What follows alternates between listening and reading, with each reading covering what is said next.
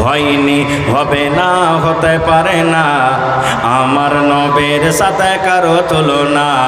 হয়নি, হবে না, হতে পারে না, আমার নবীর সাথে কারো তুলনা। হায়রে তুলনা তো দূরের কথা, ছায়াও মিলে না। হায়রে তুলনা তো দূরের কথা, ছায়াও মিলে না। হয়নি, হবে না, হতে পারে না, আমার নবীর সাথে কারো তুলনা।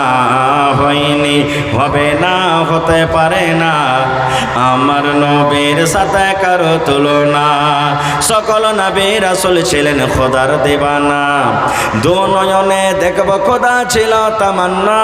আরে মোর নবীকে ডেকে নিলেন, আরে মোর নবীকে ডেকে নিলেন, দেখবে রব্বানা। হয়নি, হবে না, হতে পারে না, আমার নবীর সাথে কারো তুলনা। হয়নি, হবে না, হতে পারে না, আমার নবীর সাথে কারো তুলনা। ইউসুফকে দেখে যারা আঙ্গুল কেটেছে, তারা কে আমার নবীর রূপ দেখেছে। ইউসুফকে দেখে যারা আঙ্গুল কেটেছে, তারা কে আমার নবীর রূপ দেখেছে। আরে দেখতো যদি কেটে দিত, আরে দেখতো যদি কেটে দিত কলিজাখানা। হয়নি, হবে না, হতে পারে না, আমার নবীর সাথে কারো তুলনা। হয়নি, হবে না, হতে পারে না, আমার নবীর সাথে কারো তুলনা। নবী আমার কত সুন্দর ছিলেন জানেন? চাঁদনি রাত, 14 দিনকার পূর্ণিমার চাঁদ ঝলমল করে জ্বলছে আকাশে, কোনো রকমের মেঘ বাদল নেই। নবীর পাঞ্জরে হযরত আবু হুরায়রা রাদিয়াল্লাহু তাআলা আনহু বসে আছেন। একবার চাঁদের দিকে দেখছেন, আর একবার নবীর চেহারার দিকে দেখছেন। একবার চাঁদের দিকে দেখছেন, একবার নবীর চেহারার দিকে দেখছেন। এই একবার দেখা পর আল্লাহ রাসূল বলছেন, আবু হুরায়রা কি ব্যাপার, তুমি একবার চাঁদের দিকে দেখছো, একবার আমার দিকে দেখছো? হযরত আবু হুরায়রা রাদিয়াল্লাহু তাআলা আনহু বলছেন, আল্লাহর নবী গো, আমি আবু হুরায়রা পার্থক্য করতে পারি না নবী গো, কি 14 দিনকার চাঁদটা বেশি সুন্দর, কি আপনি দয়ার নবী বেশি সুন্দর, আমি পার্থক্য করতে পারি না। তাই কই বলছেন, ইউসুফকে দেখে যারা আঙ্গুল কেটেছে, ইউসুফ নবীকে দেখে লোক কেটেছিল না? শুনেছেন আপনারা ঘটনা? ঘটনা দেখে যাব না। ইউসুফকে দেখে যারা আঙ্গুল কেটেছে, তারা কি আমার নবীর রূপ দেখেছে। আরে দেখতো যদি কেটে দিত, আরে দেখতো যদি কেটে দিত কলিজাখানা। হয়নি, হবে না, হতে পারে না, আমার নবীর সাথে কারো তুলনা। হয়নি, হবে না, হতে পারে না, আমার নবীর সাথে কারো তুলনা। যার শানে আল্লাহ তাআলা করলেন ঘোষণা, খলকে আযীম আমার শাহে মদিনা। যার শানে আল্লাহ তাআলা করলেন ঘোষণা, খলকে আযীম আমার শাহে মদিনা। কে দিলে? মুসলমানে নবী ছাড়া কিছুই মানে না, মুমিনে কোরআন ছাড়া কিছুই বোঝে না। হয়নি, হবে না, হতে পারে না, আমার নবীর সাথে কারো তুলনা। নারে তাকবীর! ভাই আমার, আল্লাহ তাবারাক ওয়া তাআলা 100টা রহমতের মালিক। আল্লাহ তাআলা 100টা দয়ার মালিক। কয়টা দয়ার মালিক? 100টা রহমতের মালিক। 100টা রহমতের মধ্যে আল্লাহ তাবারাক ওয়া তাআলা দুনিয়াতে একটা রহমত দিয়েছেন। তাহলে আল্লাহর কাছে থাকলো কতটি? আল্লাহ রাব্বুল আলামিন 100টা দয়ার মধ্যে, 100টা রহমতের মধ্যে একটা রহমত, একটা দয়া দুনিয়াতে দিয়েছেন আমাদেরকে। কাকে দিয়েছেন? আমাকে দিয়েছেন, আপনাকে দিয়েছেন, আমার মাকে বিবিকে দিয়েছেন, আপনার মাকে বিবিকে দিয়েছেন, কুকুরকে আল্লাহ রাব্বুল আলামিন দিয়েছেন, আল্লাহ রাব্বুল আলামিন বান্দরকে দিয়েছেন, ইন্দুরকে দিয়েছেন, সাপকে দিয়েছেন, মুরগা মুরগিকে দিয়েছেন, ছাগলকে দিয়েছেন। পৃথিবীতে পৃথিবীতে যত রকম আল্লাহর মাখলুকাত রয়েছে, আল্লাহ রাব্বুল আলামিন একখানা রহমত সমস্ত মানুষকে ভাগ করে দিয়েছে। তাহলে 100টার মধ্যে যদি মানুষকে আল্লাহ একটা রহমত দান করেন, তা আল্লাহর কাছে থাকলো কতটি? কথা বলেন একটু। 99টা। কত থাকলো? 99টা। এবার আপনাকে বলি, দু ভাই আছে একসাথে, যদি আর একটা ভাইকে যদি কেউ মারে, ও খাড়িয়ে খাড়িয়ে দেখবে যে ভাই, দেখবে লাঠি নিয়ে দৌড়াবে কি দৌড়াবে না? বাড়িতে মুরগি ছাগল আছে না, আপনাকে মুরগি আছে না, এক একটা মুরগিকে দেখবেন ওর পাঞ্জরতে হেঁটে যাবেন, আর ছা যদি থাকে আর আপনার উপরে চিলের মতন করে ঝাঁপিয়ে পড়বে। মুরগি মনে করবে যে বুঝি না আমাকে, আমার ছাকে ধরতে আসছে। ওই যে একটুখানিক দয়া পেয়েছে, একটুখানিক ময়া পেয়েছে। বিলের ছাকে আপনি ধরে দেখেন, বিলাই আপনাকে লুচতে যাবে, মনে করবে যে বুঝেন আমার ছাকে মারতে আসছে। প্রত্যেক জিনিসের মোড়ে মায়া। এবার আপনাকে বলি, আমি একটা মৌলানা মানুষ, আপনি একটা নমাজি মানুষ, মা নারাজ হয়ে গেছে। আপনি জালসা শুনে যখন বাড়িতে যাবেন, মায়ের জন্য 1 কেজি আপনি রসগোল্লা নিয়ে যাবেন, সেব নিয়ে যাবেন, জিলাপি নিয়ে যাবেন। মাকে যদি বলেন, মা গে তোর জন্য আমি সেব এনেছি গা, মা খেলে, মা বলবে বেটা রে তোর খাবো না রে বেটা, সেব তোর খাবো না, তোর সাথে আমি কথা বলবো না, সেব তোর খাবো না। একদিন কেটে গেল, আবার যদি মাকে আবার বলেন, মা গে তোর জন্য আমি একটা বিস্কিটের পকেট এনেছি গা, মা তুই খেলে, আবার যদি মা বলে বেটা রে তুই চলে যা, তোর মতন ছেলের আমি মুখ দেখবো না। আবার আপনি একদিন পর 1 ঘন্টা পর মাকে যদি বলেন, মা গে আমি তোর সন্তান গে, মা আমার ভুল যদি হয়ে থাকে মাফ করে দে গে, মা মা তোর জন্য আমি দেখ কলা এনেছি, কলা খাইনি। এরকম করে করে যদি আপনি মাকে বলেন, তাও যদি মা বলে আমি তোর কেলা খাবো না, সেব খাবো না, মিষ্টি খাবো না, তোকে আমাকে দেখতে চেয়ে করে না, তুই আমার কাছ থেকে চলে যা। এই মুসলমান, এবার মায়ের পা যদি ধরে পড়ে যান, আর যদি মাকে বলেন, মা গে যতক্ষণ পর্যন্ত তুই আমাকে মাফ না করবি গে মা, আমি তোর আদরের সন্তান, আমি পা কিন্তু ছাড়বো না, মা তুই আমাকে মাফ করে দে। মা যদি কিল মারতে থাকে তাও আপনি ছাড়বেন না, মা যদি আপনাকে গাল দিতে থাকে তাও ছাড়বেন না। মা মারতে মারতে মারতে মারতে যদি আমার জীবনটাকে তুই শেষ করে দিস, আমি সহ্য করে নেব, কিন্তু মা যতক্ষণ পর্যন্ত তুই মাফ না করবি অতক্ষণ পর্যন্ত আমি তোর পা ছাড়ব না। এবার আপনি বলেন, এরকম করে করে যদি কোনো মানুষ মায়ের কাছে মাপ চায়, দুনিয়াতে এরকম কোনো মা নাই যা মাফ করবে না। করবে না? করবে না ভাই? জোরে বলেন, করবে না? করবে না?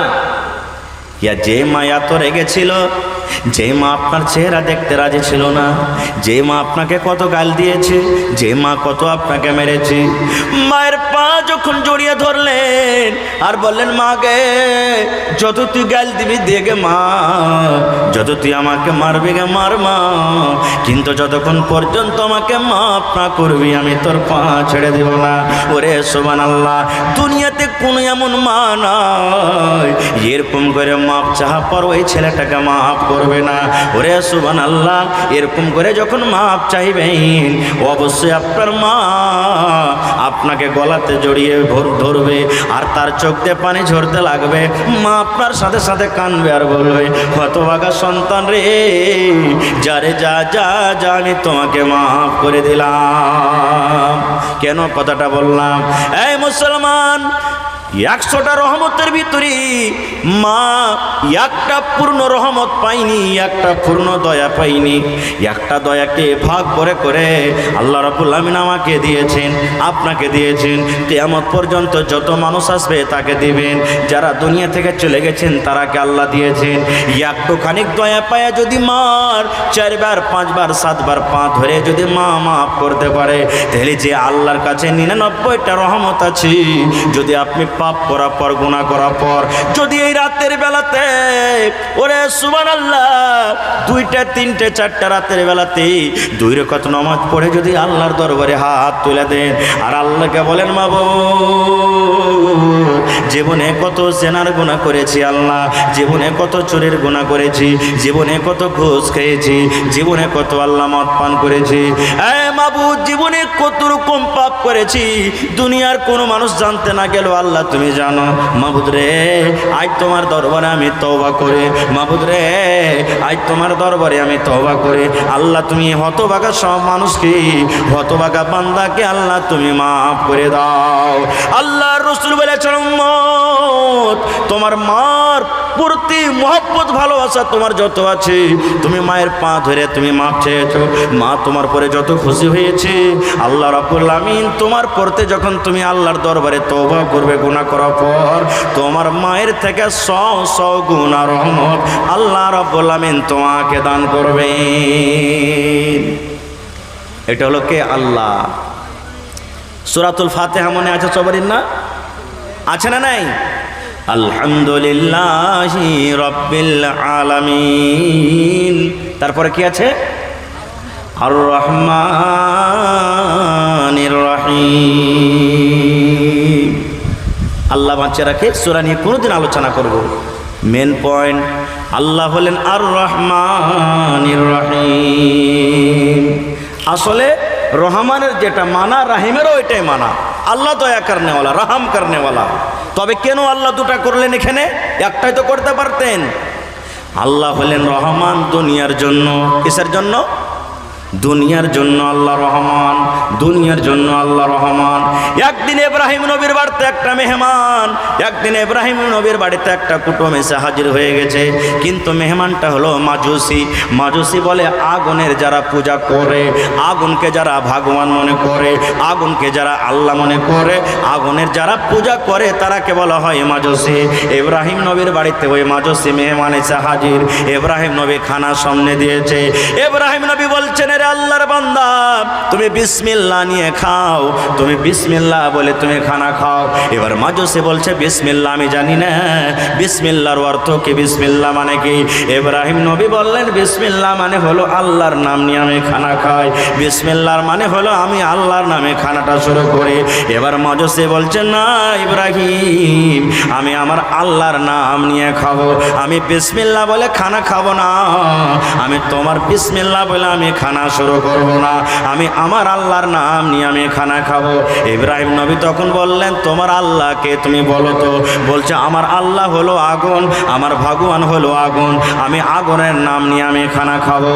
যেমন এই কথাটা বলা, সুবহানাল্লাহ, ইব্রাহিম নবী সামনে থেকে থালাটা টেনে নিলেন, আর থালাটা টেনে নেওয়ার পর বলছে, মাজুসি রে, যখন তুমি আল্লাহর নামে খানা খাবে না, যখন তুমি আগুনের নামে খানা খাবে, যাও যাও, যে আল্লাহর নাম নিয়ে তুমি খানা খাবে সেই আল্লাহর কাছে তুমি খানা চাও, কারণ আমি ইব্রাহিম নবী তোমাকে খাবার দিতে পারবো না, যাও তুমি আল্লাহর নাম নিয়ে খানা খাও। এবার লোকটা হাঁটতে হাঁটতে ধরেন মসজিদ পর্যন্ত যখন চলে গেছে, আল্লাহ রাব্বুল আলামিন ডাকতে বলছেন, ইব্রাহিম রে, এই লোকটার বয়স ওরে সুবহানাল্লাহ 40-50 বছর হয়ে গেল, জীবনে কোনোদিন আমাকে ডাকিনি রে ইব্রাহিম, জীবনে কোনোদিন আমার নাম নিয়ে খানা খাইনি, জীবন পর্যন্ত আগুনের নাম নিয়ে খানা খেয়েছি। আমি আল্লাহ রাব্বুল আলামিন রাগ করে কোনোদিন এই কথা বলিনি, এই আমার বান্দা তুমি আমার নামে খানা খাও না, তোমাকে আমি খাবার দেব না। ইব্রাহিম রে, তোমার বাড়িতে একদিন একটাই মাত্র খেতে এসেছে, আর আমার নাম নেওয়ার কারণে তুমি তার সামনে থেকে থালাটা কেড়ে নিয়েছো, এটা কিন্তু তুমি ঠিক করলে না। যেমন কথাটা বলা, সুবহানাল্লাহ, ইব্রাহিম নবী সঙ্গে সঙ্গে দৌড়াতে দৌড়াতে বলছেন, ভাই রে, আমাকে মাফ করে দাও, মাফ করে দাও, তোমার যা ইচ্ছা তাই নিয়ে তুমি খানা খাও, কিন্তু আমার বাড়ি চলো, তুমি আমার খাবারটা খেয়ে নাও। এটা হলো কে? রহমান। এর নাম হলো কি? মুসা নবী একদিন দোয়া করতে গেছেন, পানি হয় না, ইস্তেসকা নামাজ পড়েছেন কোনোদিন? হাত কোন দিকে করে দোয়া করে বলেন তো? এইটা না এইটা? কোনটা ভাই? উল্টা করে। যারা পড়েনি তারা জানে না, উল্টা করে তো ইস্তেসকার দোয়া। এবার মুসা নবী দোয়া করতে গেছেন, ছোট বড় নর নারী সব কিনে চল ময়দানে, চল দোয়া করব। দোয়া করেই চলেছেন, দোয়া করেই চলেছেন, কিন্তু বাদলের কোনো জায়গাতে একটু কিছু দেখতে পাওয়া যায় না, পানি হয় না। মুসা নবী তখন বলছেন, আল্লাহ তুমি কি আমার পরে নারাজ আছো? আমি যে একজন নবী, আমার পুরা বিশ্বাস আর ভরসা আছে তুমি আমার দোয়া কবুল করবে। আল্লাহ পানি দাও, পানি কেন হয় না? আল্লাহ রাব্বুল আলামিন বলছেন, মুসা রে, তুমি আমার নবী হইলে রে মুসা, আমি তোমার পরে নারাজ হইনি, তোমার পরে নারাজ হইনি। তবে হ্যাঁ, আমি এই জন্য তোমাকে পানি দিই না, তোমার দোয়া এই জন্য কবুল হয় না। যতটি দল নিয়ে তুমি দোয়া করছো, এই মজলিসে যত লোক বসে আছে, এই মজলিসের মধ্যে একটা লোক এমনই আছে যে 40 বছর ধরে গুনাহ করে, 40 বছর ধরে পাপ করে, জীবনে কোনোদিন আমাকে মানে না, ডাকে না। ওই লোকটাকে তুমি দল থেকে বের করে দাও, ওই পাপীটাকে তুমি বের করে দাও। যেমনই তুমি পাপীটাকে বের করবে, আমি আল্লাহ রাব্বুল আলামিন পানি দান করব। বলছে ওই পাপীটাকে বাহির করো, গুনাহগারটাকে তুমি বাহির করো। ওই গুনাহগারটাকে বাহির করতে গেলে আমি আল্লাহ তাবারক ওয়া তাআলা তোমাকে পানি দেব। এবার মুসা নবী এলান করলেন, এই আল্লাহর বান্দারা, কে তোমরা আছো মজলিসে যে 40 বছর ধরে গুনাহ করছো, তোমরা বের হয়ে যাও। আচ্ছা বলেন তো, বের হবে কি? লোকটা বের হবে? ওটা তো দূরের কথা, আপনার এলাকাতে মানুষ মদ পান করে, মদখোর আছে না নাই? হানা বলেন, আছে না নাই?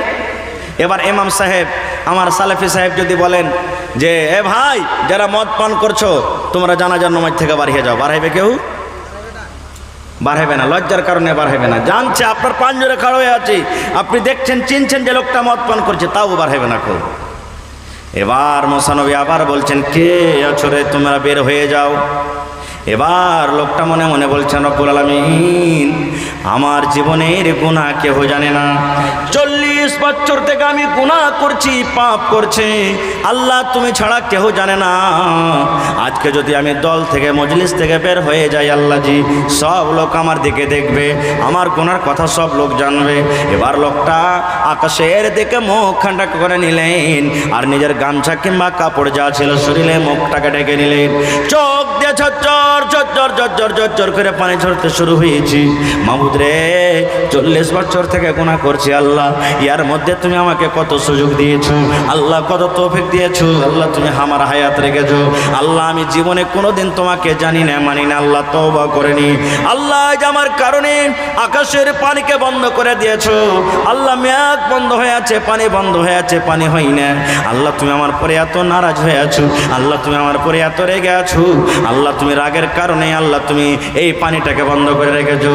আল্লাহ আজ তোমার দরবারে মজলিসে বসে বসে আমি দোয়া করছি, আল্লাহ আমি তাওবাতান নাসুহা, মানে তওবায়ে নাসুহা করছি, আল্লাহ অন্তর থেকে, খালিস থেকে আমি তওবা করছি, আর জীবনে কোনোদিন গুনাহ করব না, এমন জীবনে কোনো কাজ করব না যে কাজটা করতে গেলে তুমি নারাজ হয়ে যাবে। আল্লাহ তুমি আমার তওবাকে কবুল করো, আল্লাহ তুমি আমার মোনাজাতকে কবুল করো, আর আল্লাহ তুমি তোমার দয়াতে পানি বর্ষিত করো। যেমনই লোকটা তওবা করলেন, ওরে সুবহানাল্লাহ, তার তওবা কবুল হয়ে গেল। ঝমঝম ঝমঝম ঝমঝম করতে করতে করতে করতে পানি শুরু হয়ে গেল। মুসা নবী তখন বলছেন, আল্লাহ কি তোমার লীলা খেলা, এখনো তো লোকটা মজলিস থেকে বের হয়নি, মজলিসের মধ্যে আছে, তবে পানি কেন শুরু হয়ে গেল? আল্লাহ বললেন, মুসারি, যে লোকটার ওপরে আমি নারাজ হয়েছিলাম, যে লোকটার ওপরে আমি রাজি ছিলাম না, যে লোকটার পরে আমি রেগেছিলাম, রাগের কারণে আমি আকাশের পানিকে বন্ধ করে রেখেছিলাম, ওই লোকটার কারণে আমি আজকে পানি দান করলাম। যার কারণে আমি পানিকে বন্ধ করে রেখেছিলাম, ওর কারণেই আমি আবার আজকে পানি দান করলাম। লোকটা তওবা করেছে, আমি আল্লাহ তার গুনাহকে মাফ করে দিয়েছি। এটা হলো কে? রহমান, এটা হলো রহিম। আর একটা চলেন বুখারী শরীফের হাদিস, আল্লাহর রাসূল বলেছেন যে একটা লোক এক জামানাতে মরবে, মরার টাইমে ওর সমস্ত বেটারাকে জমা করে দিয়েছে। জড়ো করা তখন পর বলছে, বেটা আমি মরবো তো একটা ওসিয়াত আমার নিস তোরা। বলছে কি জি আব্বা? বলছে যখন আমি মরে যাব, মরার পর আমাকে তোরা জমিনে দফন করিস না। বলছে কেন জি আব্বা? বলছে আরে শোন, যেটা বলছে শোন। বলে কি করবো তাহলে? বলছে আমি যখন মরে যাব তো আমার লাশটাকে লোকড়ি জমা করবি, আর পুড়িয়া ছাই করে আমার ছাইকোটাকে কেউ বাতাসে ছিটিয়ে দিবি, কেউ জমিনে পুঁতে দিবি, কিছু পানিতে ভাসিয়ে দিবি। বলছে হাজি আব্বা কেন এরকম তুমি করতে বলছো? এবার আব্বা জান বলছেন, বেটারি জীবনে কোনোদিন আমি নেকের কাজ করতে পারিনি রে ধন, জীবনে কোনোদিন নেকির কাজ করতে পারিনি, জীবনটা আমার শুধু গুনাইতে কেটেছে, গুনাহ করেছি, গুনাহ করেছি, পাপ করেছি। বেটারে, যদি তোমরা আমাকে কবরে দফন করে দাও আর আল্লাহ রাব্বুল আলামিন যদি ক্ষমতা রাখেন, আল্লাহ যদি ক্ষমতা রাখেন আর আমাকে জীবিত করে দেন, তাহলে আমার জাহান্নাম ছাড়া কোনো উপায় নাই, আমাকে জাহান্নামের আগুনে জ্বলতে পড়তে হবে। আর যদি জাহান্নামটা সত্য হয়, আর যদি জাহান্নামের আযাবটা সত্য হয়, তাহলে জাহান্নামের আযাব আমি সহ্য করতে পারবো না। এই জন্য আমাকে লোকরি কাঠ জমা করে পুড়িয়া জ্বালিয়ে ছাই করে দিবি, যেন আমার আল্লাহ আমাকে খুঁজে না পায়, আমার আল্লাহ আমাকে খুঁজে না পায়। বেটারা তাই করলেন। লোকটা যখন মারা গেল, আল্লাহ রাসূল সাল্লাল্লাহু আলাইহি ওয়াসাল্লাম বলেছেন, কাঠ লোকরি জমা করে তাকে পুড়িয়ে দেওয়া হলো। পুড়িয়ে দেওয়ার পর এবার তার ছাইগুলাকে কিছু নিয়ে পান্তে ভাসিয়ে দেওয়া হলো, বাতাসে ছেড়ে দেওয়া হলো, মাটিতে দফন করে দেওয়া হলো। এবার আপনাদেরকে বলি যে আল্লাহ তাবারাক ওয়া তাআলা ছাই থেকে তাকে মানুষ করতে পারবেন না, পারবেন না? জোরে বলেন, একটু আরো জোরে বলেন, পারবেন কি পারবেন না? কারণ আল্লাহ রাব্বুল আলামিন কোরআনে বলেন, ইন্নাল্লাহা আলা কুল্লি শাইইন কাদির। আল্লাহ রাব্বুল আলামিন সব কিছুতে ক্ষমতা রাখেন, আল্লাহ যা ইচ্ছা তাই করতে পারবেন। আমার ছেলেরা ছাইকোটাকে ভাসিয়ে পুঁতে ছেড়ে বাড়ির দিকে রওনা হয়েছে। এবার আপনারাকে বলি, বাতাসটা কার আদেশে চলে? জোরে বলেন, এই জমিনটার মালিককে? জোরে কথা বলেন, জমিনটার মালিককে? পানির মালিককে? আল্লাহ। যখন সব কিছুরই মালিক আল্লাহ, তো কার আদেশ মানবে? আল্লাহ। বাড়ির দিকে ছেলেরা রওনা হয়ে গেছে।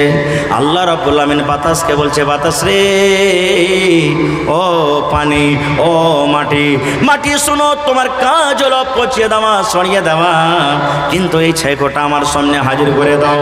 এই পানি শোনো, তুমি আমার কথা মানো, এই ছাই তুমি আমার সামনে হাজির করে দাও। এই বাতাস শোনো, এই ছাইকোটা তুমি আমার সামনে হাজির করে দাও। ছাই যখন হাজির হয়ে গেল, এবার আল্লাহ রাব্বুল আমিন ছাইকে বলছেন, কোন কোন কোন মানে হয়ে যাও, কোন কোন মানে হয়ে যাও। আল্লাহর পাওয়ার দেখেন, আল্লাহ কি জিনিস। আল্লাহ কোন বলতে না বলতে ফায়াকুন, সঙ্গে সঙ্গে মানুষ দাঁড় হয়ে গেল, মানুষ হয়ে গেল। এবার আল্লাহ তাআলা তাকে জিজ্ঞাসা করছেন, বান্দারে, কেন তোমার ছেলেরা কি এরকম আদেশ করেছিলে, কি কারণে? এবার লোকটা বলবেন, রব্বুল আলামিন সব কিছু তুমি জানছো আল্লাহ, জীবনে আমি পাপ করেছি, গুনাহ করেছি আল্লাহ। মরার টাইমে, মরার সময়তে আল্লাহ তোমার জাহান্নাম বলে ভয় হয়েছে, কবর বলে ভয় হয়েছে, হাসর বলে ভয় হয়েছে আল্লাহ। এই ভয়ের কারণে আমার ছেলেদেরকে আমি আদেশ করেছিলাম। আল্লাহ রাব্বুল আমিন বলেন, বান্দারে, যখন মরার টাইমে, মরার সময়তে জীবনে তুমি তওবা করতে পারোনি, জীবনে তোমার তওবা করার সময় হয়নি, যখন মরার টাইমে, মওত আসার আগে আগে যখন তুমি তওবা করেছো, আমার জাহান্নাম বলে ভয় হয়েছে, আমার এই কবর বলে যখন ভয় হয়েছে, আল্লাহ তাআলা বলবেন, বান্দারে, যাও যাও যাও, জীবনের গুনাহকে মাফ করে আমি আল্লাহ রাব্বুল আমিন তোমাকে জান্নাতে ঘোষণা করে দিলাম। নারে তাকবীর। আজ মন মোর চঞ্চল রে ভাই, ঝরে দুটি আঁখি, বুঝাইলে বোঝেস না তুই কোন জঙ্গলের পাখি রে। আজ মন মোর চঞ্চল রে, আজ মন মোর চঞ্চল রে ভাই, ঝরে দুটি আঁখি, বুঝাইলে বোঝেস না তুই কোন জঙ্গলের পাখি রে। আজ মন মোর চঞ্চল রে। বরের পাতায় গরম পানিতে মন তোকে গোসল করাবে, বরের পাতায় গরম পানিতে মন তোকে গোসল করাবে, গোসল করাইয়া মন তোকে কাফন পহরাবে রে। আজ মন মোর চঞ্চল রে, কাফন পরাইয়া মন তোর জানাজা পড়িবে, কাফন পরাইয়া মন তোর জানাজা পড়িবে, জানাজা পড়িয়া মন্তকে দফন করিবে রে, আজ মন মোর চঞ্চল রে। মা কান্দিবে বেটার বেটা, বোন কান্দিবে ভাই, মা কান্দিবে বেটার বেটা, বোন কান্দিবে ভাই, ঘরের বেগম সেও তো কান্দবে আর তো কেহ নাই রে, আজ মন মোর চঞ্চল রে, আজ মন মোর চঞ্চল রে ভাই, ঝরে দুটি আঁখি বুঝাইলে বোঝেস না তুই কোন জঙ্গলের পাখি রে, আজ মন মোর চঞ্চল রে। নারে তাকবীর। বলার মেলায় কথা আছে ভাই, তবে তার আগে একটা দরখাস্ত আপনাদের কাছে। 5টা লোক কে এমন আছেন কয় ওয়াক্ত নামাজ ফরজ আছে ভাই? জোরে বলেন। 5 ওয়াক্তের নামাজ শেষের বেলাতে এসেছি। আল্লাহ তাআলা এই সময় দুনিয়াতে আছেন, আর আল্লাহ তাআলা বলছেন চাহো আমার কাছে কি চাইবে। আপনার জায়েজ আশা যেটা মনে আছে ওই আশাটাকে এই টাকার উপরে রেখে আল্লাহকে বলেন তুমি আশাটা পুরা করো। 5টা লোক 1000 করে কে আছেন এমন দান করবেন। তার ভিতরে মোহাম্মদ সাকিম সাহেব 1000 টাকা ফজরের জোড়া হয়ে গেছে। একটু জোরে বলেন নারে তাকবীর। দিয়েছেন তাও, না দিয়েছেন তাও, নগদ হোক বাকিতে হোক। দেখি কোন আল্লাহর বান্দা আছেন 2 নম্বর জোহরের জোড়া হইতে পারবেন, 1000টা টাকা দান করবেন। আসেন, এবং শেষের বেলাতে 1 টাকা 2 টাকা 5 টাকা 4 টাকা যেটা আপনার পকেটে আছে একটু এই হতভাগা পাপী খাকসার বান্দার হাতে একটু মোসাফা